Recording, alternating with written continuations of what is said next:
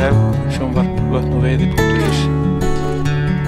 Það stutt eftir af laxveiðitímanum. Það alltaf ein og ein á sem að slæðir í gegn eins og sagt og eins líka á þetta sem sogið. Það engin vafi á því. Það netveiði og núna hvað 12. september, 13. september og það komnir eitthvað í kringum 1100 laxar á land. Hún fór yfir 700 í fyrra og það var líka met, þannig að það sér hver maður að þetta mikil veiði og mikil tíðindi.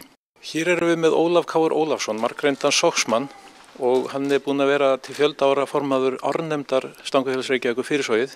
Óli, öll þessi veiði í soginu núna, kemur þetta á óvart? Já, vissulega gerir það.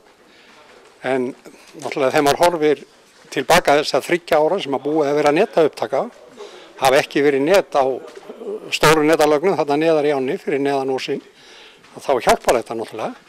Selfosslögnin sem hefur nú verið einn stæðsta lögnin og bóndið þar náttúrulega skráð geysi skemmtilega og tiltölur yfir það, og ef að 50% af þessum fisk fer í sog, þá erum við mjög skemmtilega settir. Hún samt alltaf að koma upp meira og meira. Þetta var ekki eins mikið í fyrra þó það veri gott, en nú þetta bara 300-400 laxum meira. Hún komin yfir í kringum 1100 laxa. Já, allir það sé ekki kannski bara náttúrinn að taka. Það er betri skilyrði í sjónum, seiði sem gengur til sjávar, eru kannski í betra segkomulagi af því að hitastig í ánum hefur breyst og náttúrulega við það að hitastig hækkar í sogi að þá er örugglega meira æti, meiri fluga og seiði betur á sig komin sem ganga til sjávar. Ertu að sjá það fyrir að þetta geti jafnvel aukist enn kannski að ári?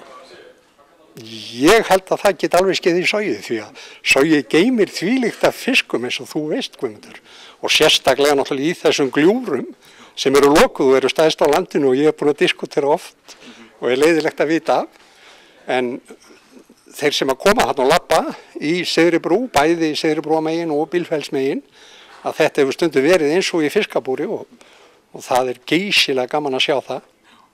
Þetta svoleiðis núna? Já, það gott að heyra.